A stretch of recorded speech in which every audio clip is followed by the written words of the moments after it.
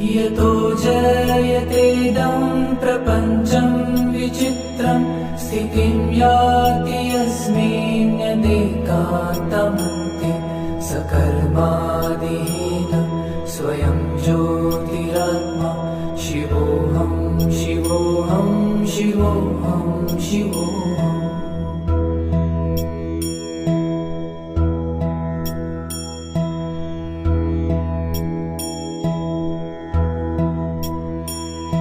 महादेव शम्भो गिरीश त्रिशूलं स्वैदं समस्तं विभाति तयस्मात् शिवदान्यथा दैवतं नाभिजाने शिवोऽहं शिवोऽहं शिवोऽहं शिवोऽहम्।